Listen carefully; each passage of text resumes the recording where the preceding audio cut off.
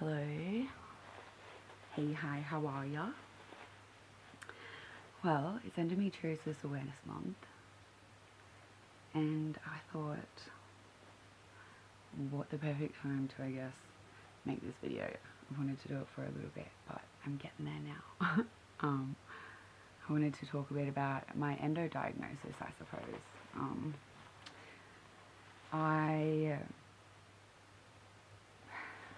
I really don't know where to start, if I'm being honest. Well, obviously start at my first surgery, but I guess leading up to that, my first symptoms of my endo, I guess, were when I was younger and I got really bad periods. I was finding I was not going to school and my pain was just really, really bad, and some of my other friends had pain and some didn't, and I just didn't understand. I thought, there's been a lot of times where I thought I was lazy, or, I've done things to make my body this way. I guess before I got diagnosed, I was sick a lot. I always seemed to have like a cold or some respiratory thing going on, or I just had a low immune system. When I was first trying to figure out what was going on with it, I feel like my periods sort of settled as I got probably like into a couple years of my period. They sort of eased, and it wasn't until I was about 18 that my pain started to come back really bad, and I would find I was getting really bad abdominal pain and lower back pain, and it was just full on. I had a lot of stomach issues, and then I first started, I guess, seeing a dietitian and speaking to my doctor about everything like that, and she recommended a couple of diets to me. I started a really intense gluten and lactose free one.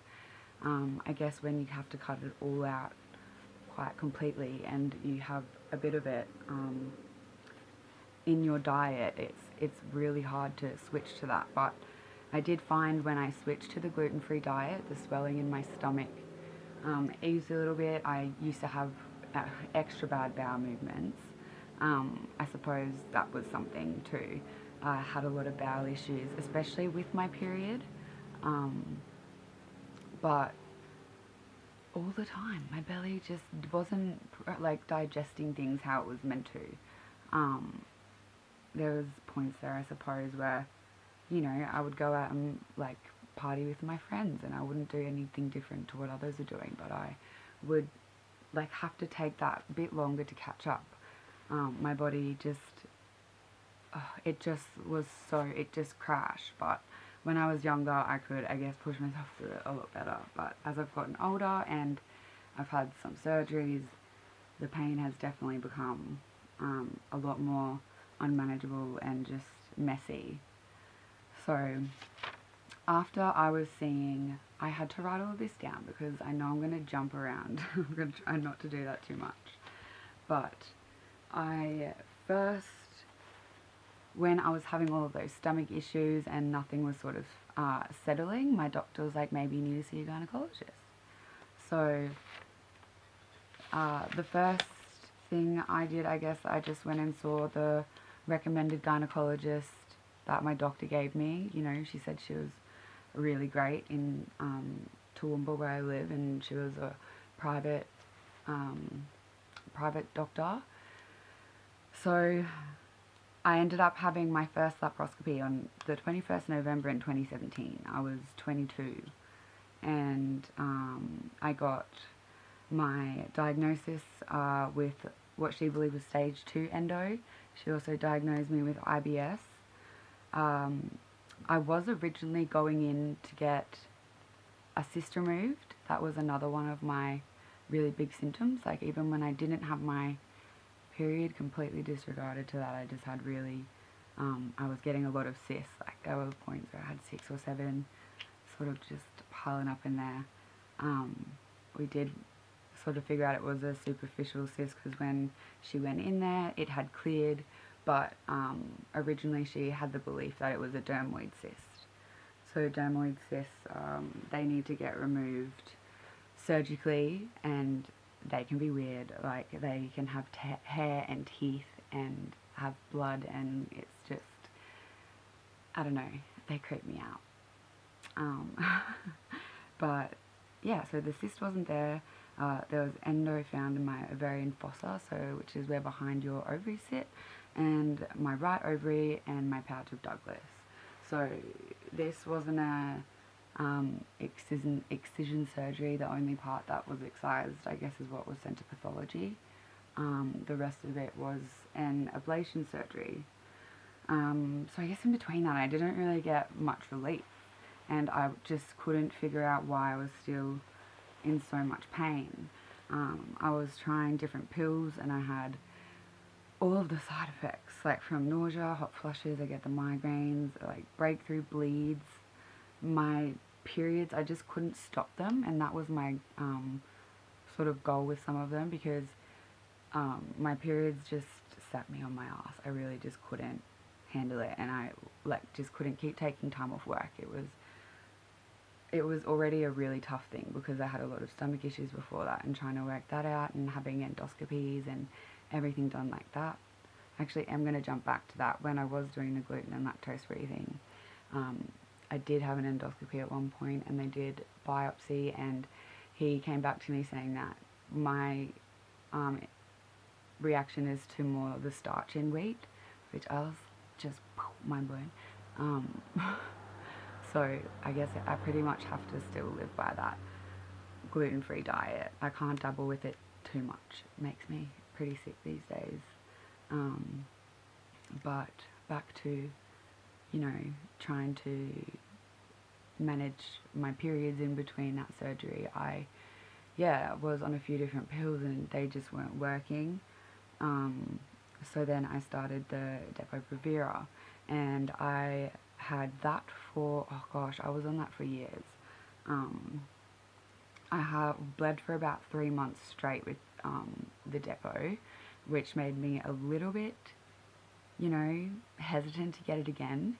But I went back and got it again just to, give it a whirl. I didn't really have much to lose at that point, and I was not super keen on the Marina or the implant bar. Like, it's sort of just, I don't know, something about having something like living in me all the time really creeped me out, and I just I couldn't do it. But eventually, the bleeding sort of settled. I'd get a breakthrough bleed every now and then, but it stopped my periods, so that was helpful.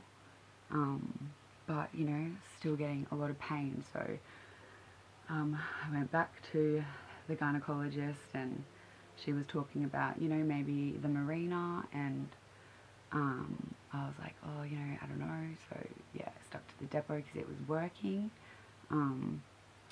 I had my second laparoscopy in Toowoomba, again with the same doctor who did my first one, and there was actually a dermoid cyst that time. So this was in 2019. I don't know if I said that, sorry. So yeah, that dermoid cyst I was talking about before. So it was actually really gross. It had some hair in it, and you could see it, and she showed me, and I wanted to, I get it, it's the body, it just, I don't know, some things just surprise you. But we had the removal of the cyst, which is called like an ovarian cystectomy. I'm so sorry. But there was more endo. I seemed to have more than the first time she went in a couple of years before that. So she said it was more stage 3 this time. There was endo removed from my sacral ligaments, which is like a supportive band of tissue that connects to the lower part of your cervix to the base of your spine. My right ovarian fossa, and I had adhesions from the right side of my pelvis to my bowel.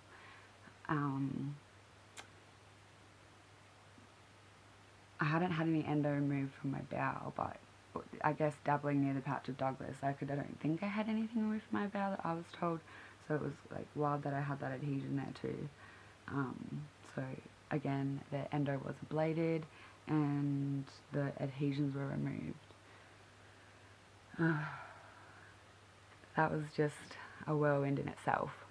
I feel like everything I was doing with that doctor, we sort of just hit a wall, and I really just was struggling with, I feel like I'm getting shaky thinking about it. It's just tapping into it and talking about it actually is weird to think back on all of it. It was all really overwhelming. I was really told to believe it was like a period disease, and I just needed to, you know, take these hormones and do this, and you know, these hormones didn't seem to be helping. I still had all this pain, I still had all this bleeding. It was so insane to me. And then in between that, I've got my really low immune system, and you know, he's trying to just live my life and have fun in between, and it was intense. So another thing that she offered to me was Zoladex, and Zoladex is, I guess, essentially a chemical early menopause injection. So I didn't really think, I wasn't super keen on that. She sort of explained it was to release the estrogen from your body, but she was thinking, you know, I was a bit young, and I think she was sort of believing that she wasn't sure if it was going to affect my fertility or not. So I was just struggling with her. We hit that wall.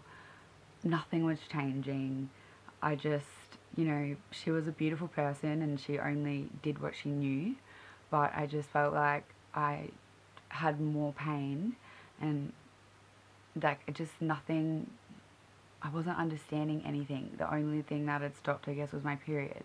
Now that in itself was a lifesaver, I will say that. That was incredible. So that's where, you know, hormones and everything really come into good play for symptom control. It's just, unfortunately, they don't cure your endo.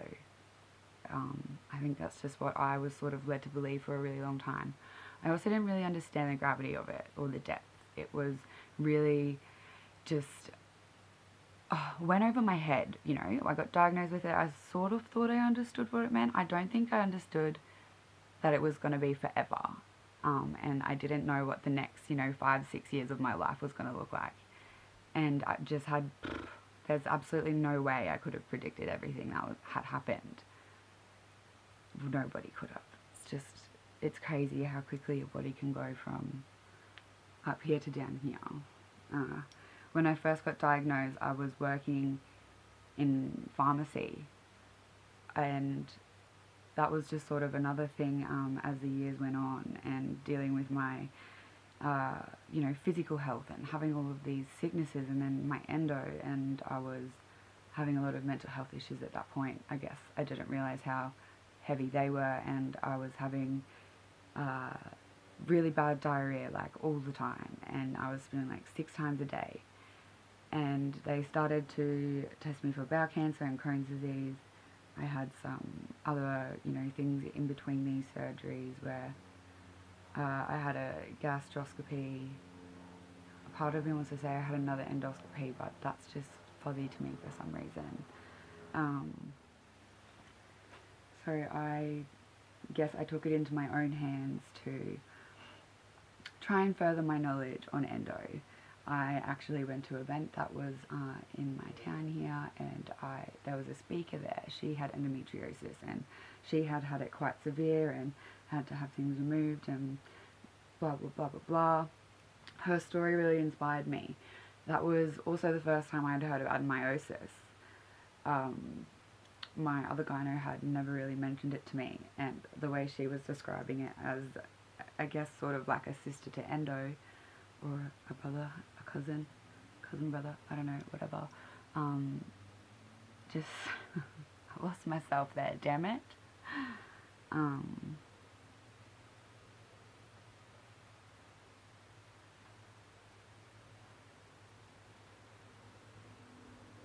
Adenomyosis. Oh my goodness. So, yeah, and I ended up having a really big chat to this lady. I think I took about 2 hours of her time. I don't know if anybody else even got to talk to her. We were just in a really big chat, and I was so lost. And I had nowhere to go. One of my friends, one of my really good friends had seen a doctor in Brisbane, and she had had really good success with him. And it was pretty crazy because that was actually the doctor that the lady who was speaking was talking about treating her mum. So she was saying her mum actually had really bad endo, and she was her carer at one point when she was growing up. So he did her emergency surgery. So I was here, this guy's got to be pretty decent. He's helped my friend. It sounds pretty promising what she said. It was a couple of things that my previous gyno hadn't offered to me, so I was like, alright, I'll go and get a referral to this guy. So I did that. I went and got my referral. I travelled to Brisbane, which is about an hour and a half for me. I think maybe 2 hours for my appointment. And he seemed like he sort of knew what he was talking about. He was giving me a lot of new information on endo that my doctor hadn't told me before. But I would go back and research things in between appointments, and every time I'd come back with a question, he would sort of contradict what he said and say that, no, what I said wasn't right and that's not really possible. I just didn't understand. I had a lot more faith in him at the beginning, for sure. That was probably towards the end that we had those chats. So I'll take it back to, after seeing him the first time, he did a bit of an internal ultrasound. He thought that he was looking at maybe severe stage 3, stage 4 endo. And that I also was wondering about the adenomyosis, and I asked him, because I wasn't sure if that was something that could be recognised on a scan, because that's another really grey area, I guess, with scans and diagnosing endometriosis. To get properly diagnosed and to get the right treatment, you really need to get the laparoscopy and get a biopsy to make sure it is the endo, that it is endometriosis. The people, I say this, that people aren't lucky to be diagnosed with endo at all. It is a terrible, terrible disease, but to be diagnosed via a scan, you've got to really be have quite severe, deep infiltrating endo, or have some chocolate cysts, like some really deep nodules going on there. And further then on, they get the surgery from there. And yeah, so I was like, I don't know, is adenomyosis something you can see? And he was like, yeah, I think there's a little bit there. And I was like, okay. And I asked if it was something that could be causing me any pain. And he was like, no, that couldn't, it couldn't be causing you any pain. So I took all my previous surgery reports down with him, and he had a look, and we booked in for my 3rd lap. So this one was in Brisbane, so I had to travel down for it with my mum and dad. The angels stayed a couple nights in a hotel and waited for me to be ready to come home. I had to do a bowel prep before that one. If you know, you know. They're really not. Really intense time, I think. But so I had my laparoscopy with him. There was endo found on my pelvic sidewalls and deep in my pouch of Douglas. So I guess that's getting quite close to your bowels.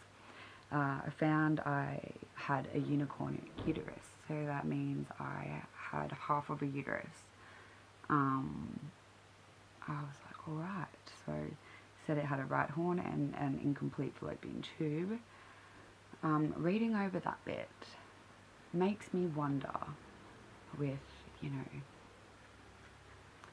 what I'm going to tell you in my next surgery. But, so found I had that unicornic uterus. I had adhesions removed from my right side pelvic wall. He told me it was almost excised. I was still in the depot because, it was working. We didn't think, it was worth changing anything up too much because there was already so much going on with my body. I was also trying to find at this point like a pelvic pain specialist, and he couldn't help me with sort of recommending me to anybody, or anybody that I could talk to even about anything. So I was actually, before this surgery, I was like, you know what, like, because the depot started to be a bit funny. It was on and off. I actually did stop it for, I think I had to stop it for, I could only do it for a couple months because I got my period back, and it just came back with a vengeance. I couldn't do it. So we stopped the depot for a bit, and then started it again, probably, a couple months later, because I guess it was in my system, and it just, to help control that period thing. But it was just getting a bit, I was getting a lot of breakthrough bleeds, and it was starting to get a bit unreliable.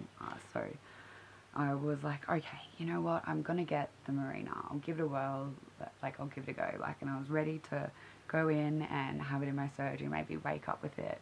But he said, I guess,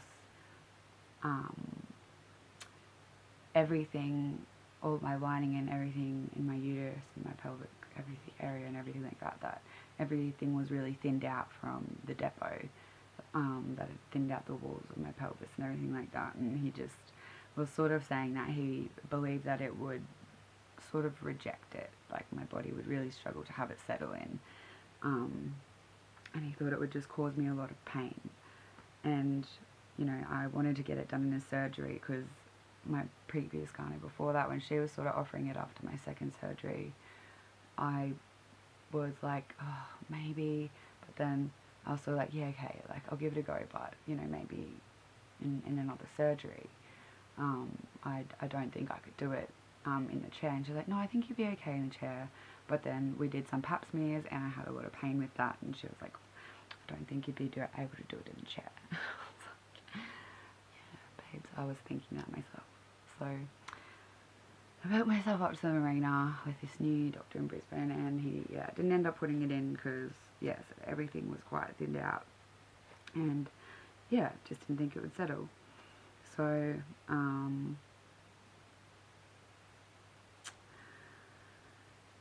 I didn't really get a lot of relief after surgery again. After this surgery, life just, got pretty cray.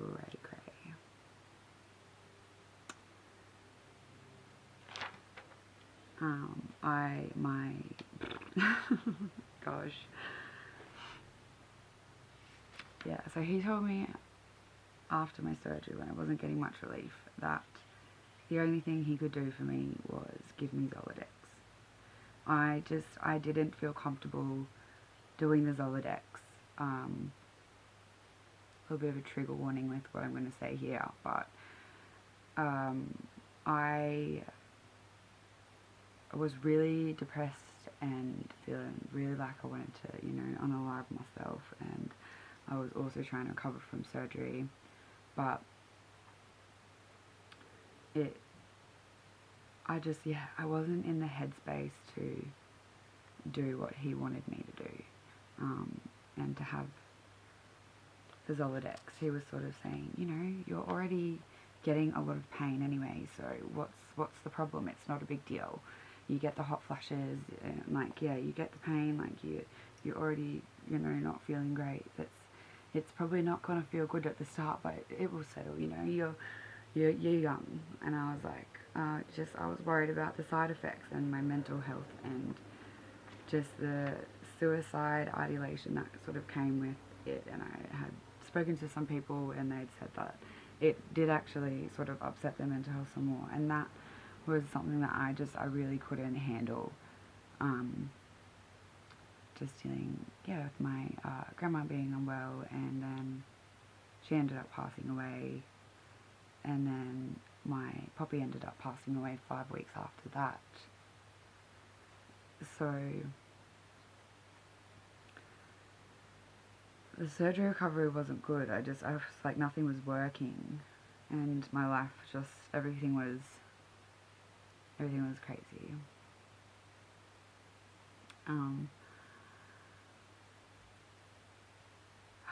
I just was not in a good headspace, and he wasn't taking me seriously. Like, he just wasn't listening to me, telling me that not to worry about, that I'm young, I don't need to worry about side effects, that, you know, because I'm dealing with all of this stuff mentally already, it won't affect me that much.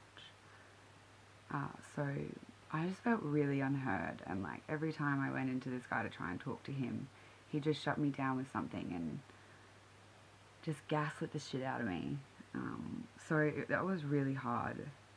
I struggled with that because I needed a doctor who was going to listen to me and like try and take him when I'm saying, you know, like this was 2019, 2021 I had that, and it was just, nothing made sense. Everything I'd been told from different people and nurses and people suffering from endo, and everyone had it on a different scale. People with stage 1 endo could have really severe pain, and people with stage 4 could have nothing at all. So stage 4 is just how it's graded surgically. That's not a pain grade scale at all. I guess it's just how they identify where, like, how severe it is internally, on organs and things like that. So I just didn't know what to do. I was in a lot of pain, and I didn't know who to ask to sort of help. So I'd already seen some specialists, like I'd seen some physios and had scans and ultrasounds, MRIs, blood tests, and I'd seen a dietitian. I started to see a naturopath, but I couldn't go back to him because I didn't have the money for it. And in between a couple of my surgeries, my first ones, and seeing the dietitian, I ended up getting kidney infection and was in hospital for a week. So that just completely messed up all my stuff that I needed to get to him, and I just have never had the money since to really properly commit to that. I had to find a new gyno. I was just so lost, and I just didn't know what to do. I was honestly thinking about travelling to Sydney to see someone that someone had told me about, but then someone else that I knew that actually posted a lot of things that was really amazing to me on Instagram. You know, after I had this surgery in Brisbane, was when I probably really started to dive deep into endo on social media and try and understand it a bit more, because I just felt so alone, and I kept trying to find someone to talk to. Like, where is this AA group thing that is for endo? And there was nothing. I just got told I could go see a psychologist, and that I was doing that. I was seeing a psychologist, working through everything, and it was just not working. I ended up finding this guy in Toowoomba again that a couple of people had said was good. I did a fair bit of research trying to find an endo specialist, not someone that's just a senior surgeon, but somebody that really specialised in endo, that spent more time dedicating their job to that, not, you know, delivering babies and things like that. Like, go for it. Absolutely. Do that, all of those things, but you need someone who is specialised in endo, because all of the things that happened up until me meeting this person I have now, I shouldn't have had to go through all of that. I shouldn't have had to have all the trauma that I had. You know, there was points where I went to the hospital and, you know, I went to emergency and I had to pay like thousands of dollars, and then I was just scared to go back there, and I was already on painkillers and everything like that. I had been dismissed there, so I just didn't go. I just honestly probably ignored the care that I should have had because I didn't feel like I was getting it anywhere, and I just didn't know where to go. So I was on a lot of endone at this point too, and I think it really affects me mentally. I used to get a lot after surgeries. When I first started, I guess that was my next heavy painkiller from the codeine that they gave me. And then just been on that for so long, and I was just feeling so sick, and I had spent so much time in bed. Like I was losing a lot of mobility, and I was like having a lot of trouble with my bowels and my bladder. I had a ketamine infusion at one point, and it eased my bladder pain a bit, and then I had issues with actually controlling my bladder in my sleep, and you know, painsomnia. That's a really shitty thing. Like, you are just up and down with your pain or with heat packs and trying to get comfortable, and it's just exhausting. Like, you can't wind down, and I feel like everything just runs through your head because there's constant appointments. Like, what do you have to talk to this person about? You're sort of reliving certain things again, and like, damn, it is traumatic. Like, let me tell you, like, it is traumatic what endo patients are dealing with, and it is just awful. Like, I do not wish this upon the next generation of people growing up. It's just, you know, originally I was like, I don't want that for my nieces and my little cousins that are girls, and then I understood that, wow, you know, I haven't just really had it just in my pelvis. A lot of people have had it through, like, other organs in their whole entire body, and I was learning all of this stuff, and none of this came from my specialists, and I was finding all the crucial information that I was learning. A lot of it was coming from people I met on Instagram or pages from overseas, and it was just wild. Like, what you really don't learn from just a regular person that's trying to treat endo. I don't understand why people can't say that they don't know something. It's okay to say that you don't understand and that you're still learning, and that, like, that's okay. Not everyone, you don't know everything. It's just not, you're not meant to. But I think some doctors maybe just can't say that. I'm sorry, that's actually not something that I can treat. It's not something I know too much about, or that's never been said. You know, I went to Brisbane to see this gyno in 2021, and the first gyno that I saw called me because, you know, we'd talked about going have another surgery, and she was like, you know, what, are you okay? Did you end up going to see I think I'd had a scan or something, and I was giving her results from that, and then I was like, I actually have had another surgery. It happened really quite quickly with this man in Brisbane, and explained about the half a uterus thing, and I was so shocked that I was just finding out that I only had half a uterus, because I didn't know what that meant for my fertility if I ever wanted to have children. And, you know, I told her, yeah, I went to see this other person, and he's in Brisbane, he's a senior surgeon, he's meant to be really good. And then, yeah, her response when I told her what happened was, oh, that's very strange. Yeah, it is really strange. It is really strange that I'm just finding out about this whole, like, half a uterus thing. And it is really strange that I feel like I've just gone on a wild goose chase trying to find someone to listen to me, and someone to not tell me that this pain is in my head, or because it's a bad period, or it's just stomach issues. Change your diet. I've done the FODMAP diet, and I've eliminated things, and I've reintroduced things, and it's been an absolute whirlwind.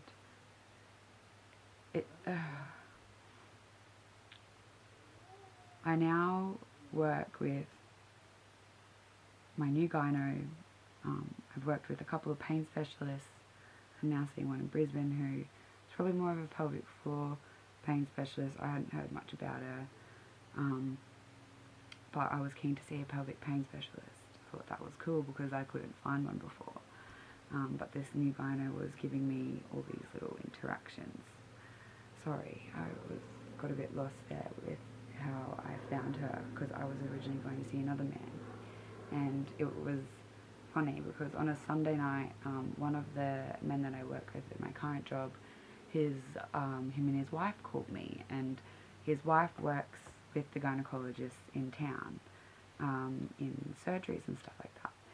And I'm just blessed enough that he cared about me enough to, you know, go home and talk to his wife and say, oh, Soph's not looking well, she's lost weight, or she's just looking really pale, like, blah, blah, blah. And I was so lucky. Like, someone was looking out for me that, well, he was looking out for me and his wife. And they told me to go see this other gyno, well, she did, because she worked with them. But she told me to see this other gyno. She was new in Toowoomba. Not many people knew about her yet, but she was probably the closest thing to endo specialist that I was going to find close to home.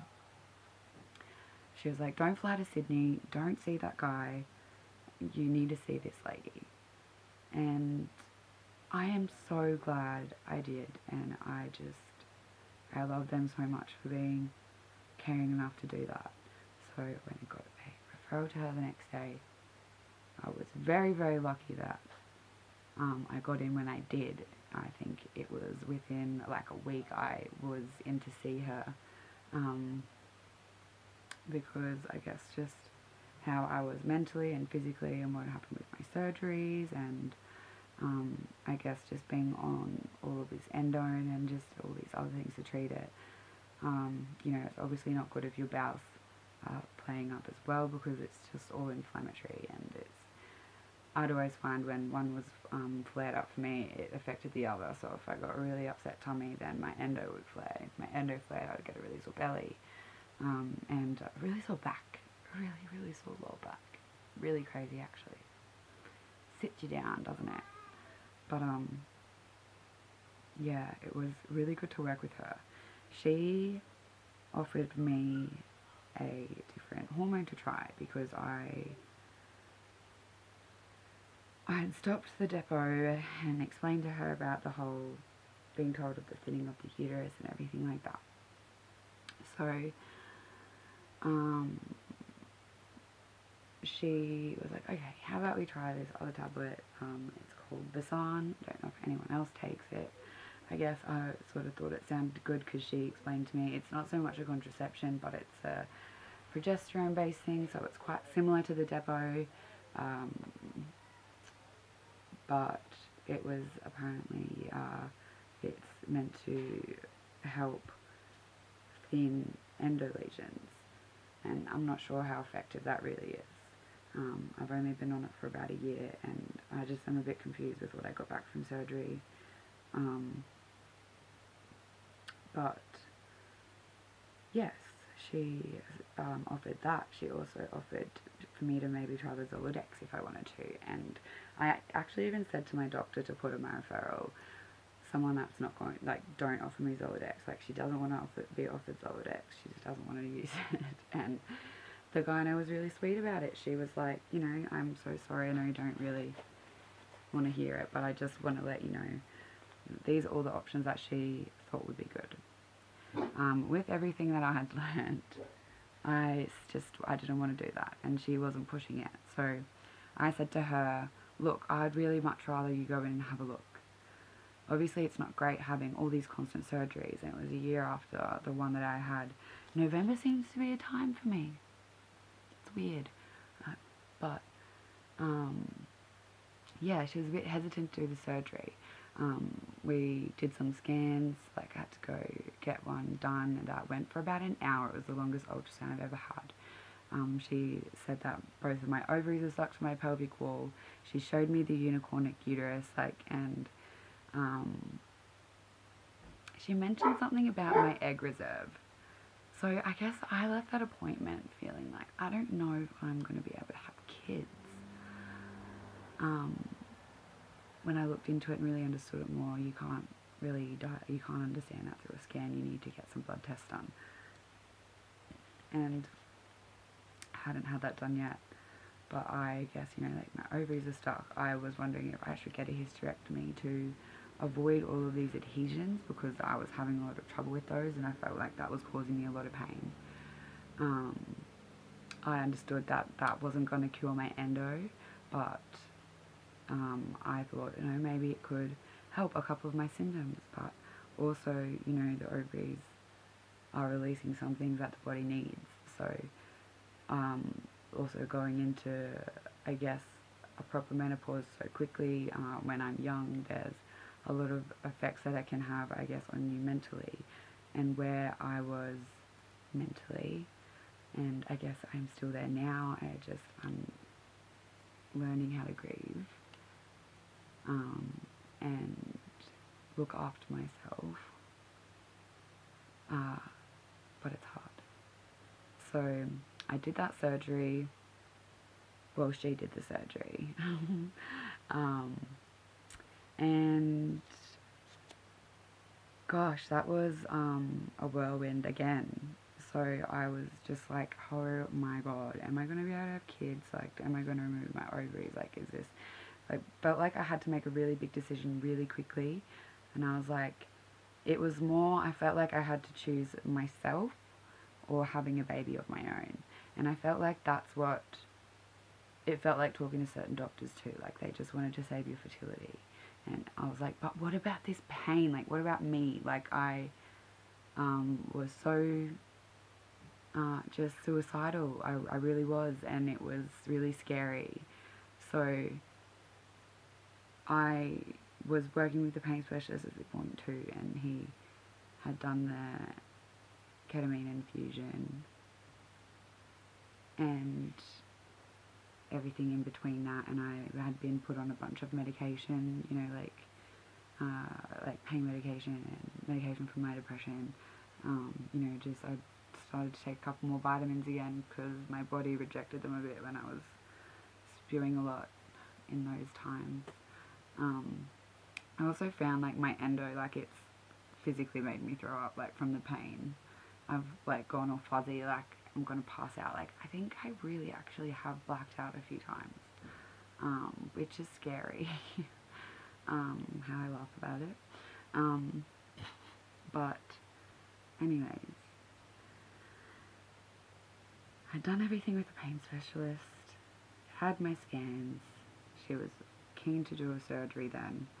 She actually told me that she was glad that I pushed her to do the surgery, because she was sort of thought that, you know, with the gyno that I had saw before her, he's a senior surgeon. We don't need to worry about what he's done, because what he's said would be quite accurate, you know. So I had the laparoscopy. She found like some extensive fibrosis across my right pelvic side wall, peritoneum, which is like your membrane lining of the abdominal organs. So I guess fibrosis is just, you know, extensive adhesions to, they just start getting quite tough. So I actually, with the fibrosis, what with stuck being to my pelvic side wall, it was stuck to my utera. So your little tube that runs from your kidney to your bladder and everything like that. So oh my golly gosh. Fibrosis is similar to adhesions in a sense, like both are the results of like inflammation in tissue, but the main difference is fibrosis occurs within a muscle or an organ, whereas adhesions bind them together more so. So that's a bit of an explanation on that. But back to the surgery. Sorry, I'm jumping. I'm doing that thing I said I wasn't going to do. So, she removed all that she could. She said she excised all that she could too, because I did also say I didn't want ablation surgery. She did end up ablating a little bit on my ureter, but she stopped and said that she couldn't, like it was bleeding a lot and it was just getting quite dangerous for her to keep operating, so she couldn't remove all of it from there. This one was a 3-hour surgery, the one that I had my 4th surgery, so back in Toowoomba with this new gyno. I actually want to look into a bit more how long my other surgeries went for, because I'm curious. So removed all of the endo. What she thought to be stage 3, There was endo in my right pelvic side wall, in my patch of Douglas, my right pararectal, 2 deep endo nodules on my right pelvic side wall, above my ureter, and across the pararectal and upper side ligament, endo across the lower aspect of posterior wall, uterus, and patch of Douglas. So this is everything that she wrote in her surgery report, and that was, honestly, in the photos, she gave me so many photos. To me, I'm like, that looks like endo.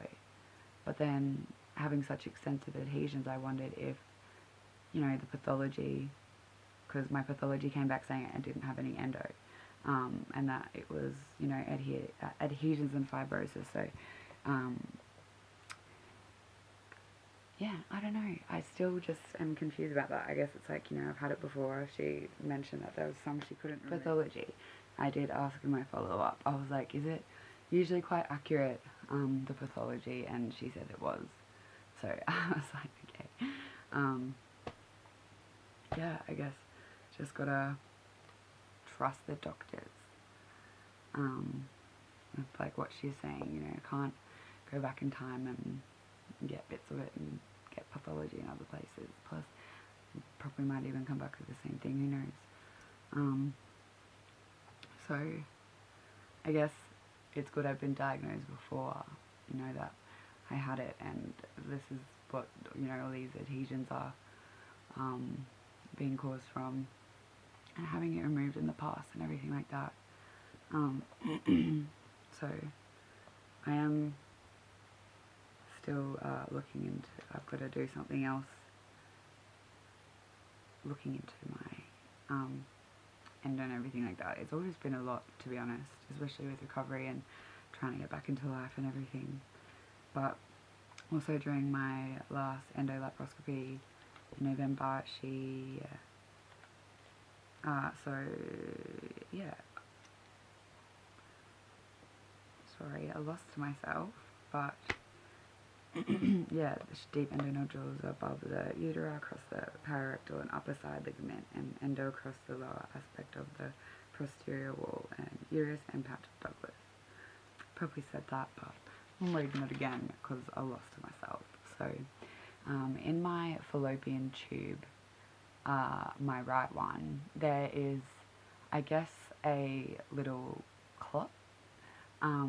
It's not blocking my tube as such, and it doesn't cause me any pain, but she was going in to check if it was being blocked by anything, so she put some dye through there and checked the flow of that fallopian tube, and that was all okay. So we'll just monitor that over the years, I suppose. But she said it was all flushing well through, so she wasn't really super concerned about that. I got tap blockers and abdomen blockers, nerve blocks. I got pelvic floor Botox for the spasms that I get like in my pelvic floor and my legs and everything like that. I also I haven't had it much since my last surgery, but I used to get a clicking in my groin, so every time I'd walk it would just click and click and really aggravate it, and that's when I really started to get nerve pain, and that's when I started to be in bed. So all of this probably started around 2021, before November, probably going about September. Yeah, about September. I was doing a landscaping job and I had to stop doing that, and I absolutely adored it, like a landscaping job, gardening job, and I had done my horticulture cert in between, and it was definitely what I wanted to do, but I, you know, a year later seeing a new gyno, still never went back to that job, obviously, because I have spent a lot of that time in bed. So going on 2 years now, it's been my place, but honestly it's not really just been because, you know, I just want to be there. I have had no choice. My fatigue's been really, really bad, and I have just been so tired and sore, and I think just going through these surgeries and everything, because she also found an extra uterus. So I wonder, in my last surgery, I'm like thinking he mentioned something about that fallopian tube. I'm like, did you follow it along? Like, what about the other uterus? So I found out in my 4th laparoscopy that I had a rudimentary horn. So we were sort of wondering if it had endometrium in it and was bleeding, but it doesn't. It had myometrium, which is the muscle layer, and that was really aggravated and would like flare up and everything like that, and it would swell. Gosh, it would swell. I could honestly feel it through my skin. It was scary. So that was wild and incredibly great to hear, but crazy. Like, I'd just been dismissed all these years for this pain, but to be honest, to start with, it was on my right side, and that's where I was getting a lot of my endo, and then it shifted to my left, you know, over the last couple of years, which is really strange. Like, that's been the dominant pain side, and now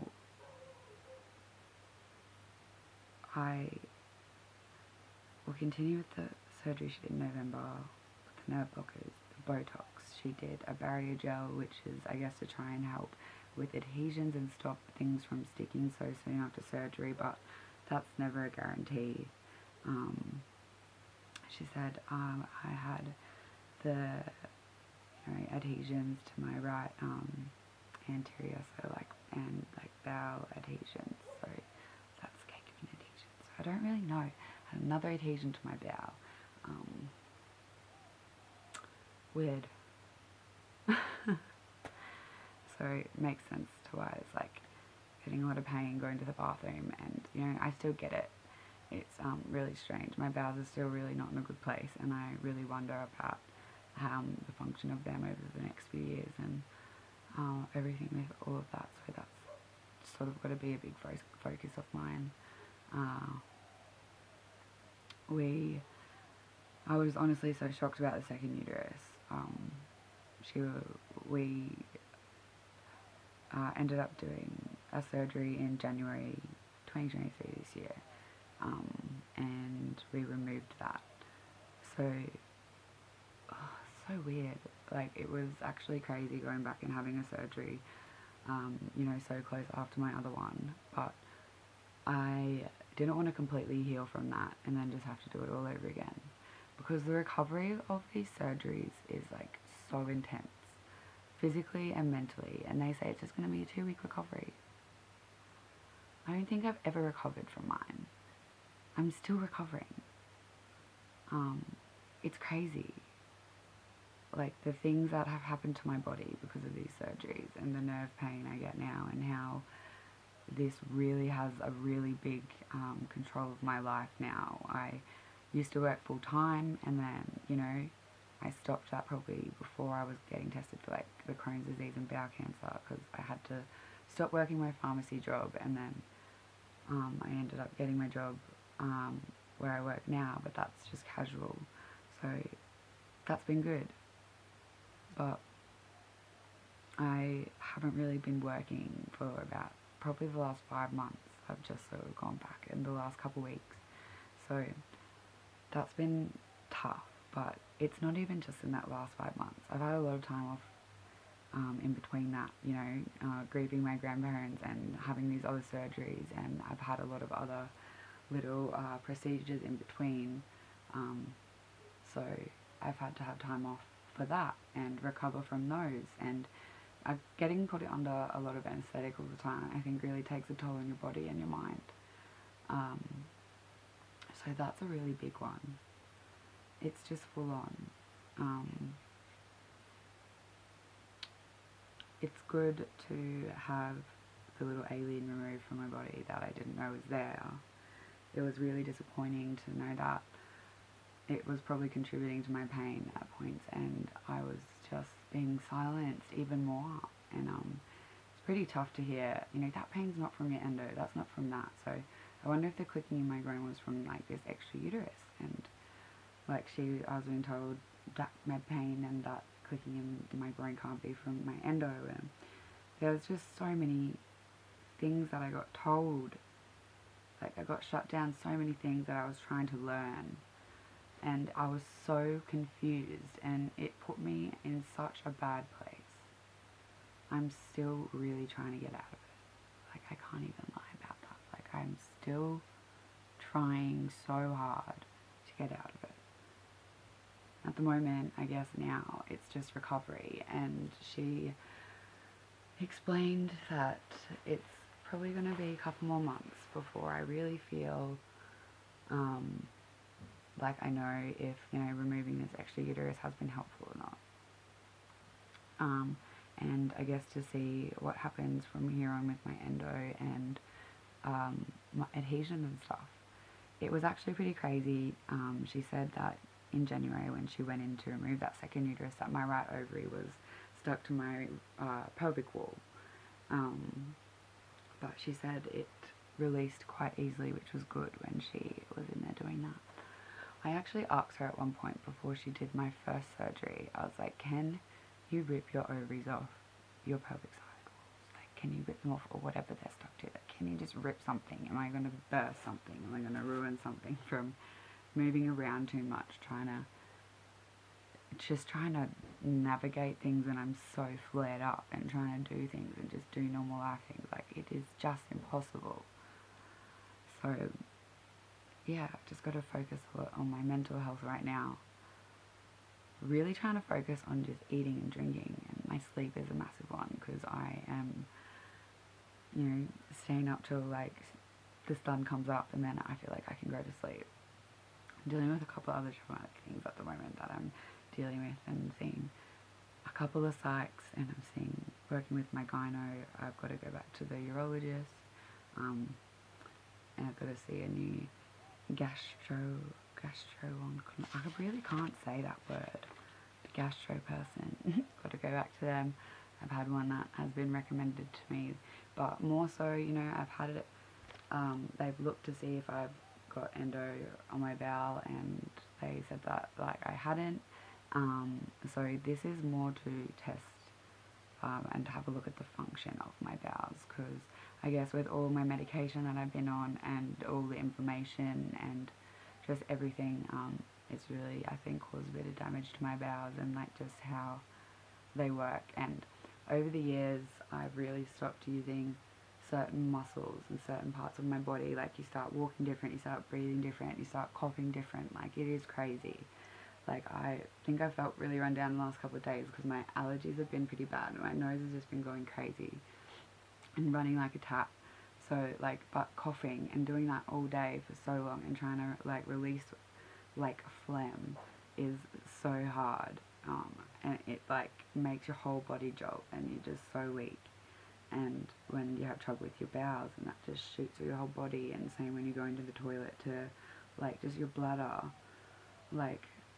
The parts of your body that hurt, that just are not your uterus. It is crazy. I just really hope that some of this can make people understand a little bit more too. It's not just a gynecological thing. Listen to all these other people I've had to work with, and how long it's taken me to actually find a gyno that listens to me and can actually have a good chat to me about endo, about it not being the endometrium, about it being in other places, about how Samson's theory, how he even admitted that it's not probably quite accurate. She can talk to me about this stuff, but I know there's still things that she's learning. But it's amazing to have a doctor that is works with you, learns with you, answers your questions, doesn't attack you. You don't lead in tears and feeling confused, and just you've just wasted their time and your time and money. It's crazy. And she's a fertility doctor as well, so it's been good to be able to touch on that a bit, and have her be able to let me know that my ovaries are fine, and my egg count's a little bit low. It's called a HRT.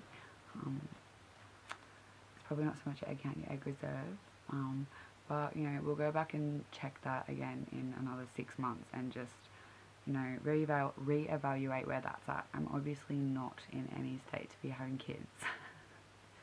I don't think this body could even carry a baby. And I guess, now learning about this, half a uterus, 2 uteruses back to 1 uterus. But half a uterus, 2 ovaries, and 1 fallopian tube. So that's what we got going on. I hope this breaks it down a little bit more. So much has happened in between all of these surgeries, and I probably just touched on things here and there. I honestly feel like I've got to really think back to get into some of the things, because I have been quite depressed and traumatized, and quite just grieving a lot, and in a whole other world for the last couple of years have been really hard, and it's been causing a strain on a lot of things in my life. My work, my family, my friends. It's heartbreaking. People can't just keep walking around saying it's just a bad period. People lose their lives because they cannot handle the pain, and they can't get a doctor to listen to them, or some people can't even get a doctor to treat them. That's just, it's crazy. It's crazy how many people walk into doctors' rooms and just get gaslit and told that their pain isn't real, that it's all in their head, that these hormones are going to fix it, that this is going to fix it. Unfortunately, we don't have a cure for endo. There is not a fix. So it's not just get well soon. You're feeling well now. It's just, unfortunately, some people deal with it quite severely, and it could be, my staging's probably fluctuated through the years, and people, like I said before, with stage 4 could have no pain, or people can go their whole lives and not know they've got endo and find out when they have a baby or something. It can affect people in such a broad way. Some people can have it a little bit more mild, and some people can have it so chronically that they're, using mobility aids. I've had to start using walking sticks and shower chairs, and really working with my medication, and so many doctors. I don't really have a social life. I miss my friends and being able to do spontaneous things and have the money to, spend it on fun things, and not just doctors and medication and specialists and just people who aren't actually helping you. So one really big thing I just want to say is please do your research on the doctors you're doing. I understand that people need to get surgeries, and you need to understand what's happening, that the pain's just that awful and it needs to be done. I just really want to say, please just find the right person. Look at my fucking lopsided titties. That is fucked up. This is my party tit. This tit's just oh. Sorry guys, I really noticed that. It's really coming in hot lately. My boobs will fluctuate with my hormones, and I guess actually one thing that happened with my vagina is I got some lumps in my boobs, and I had to go get ultrasounds on those, and that was the first time I ever had hot warm gel.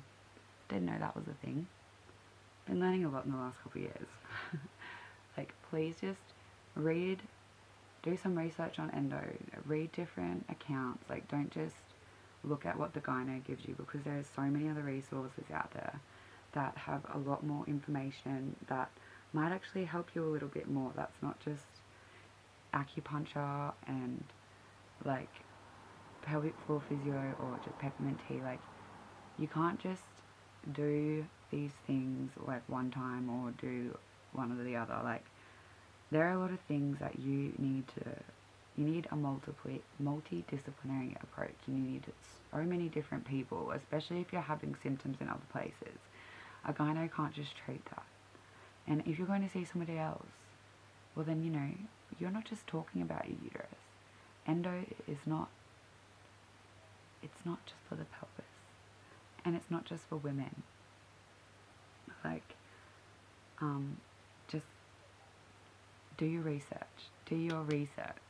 I've learnt that, and I feel like I'm trying to like, I feel like I'm a big pushy person right now, but it's because I don't want people to go through what I have, and this is why I tried to make this space, so I could like raise some awareness and really speak about what I've been through with it.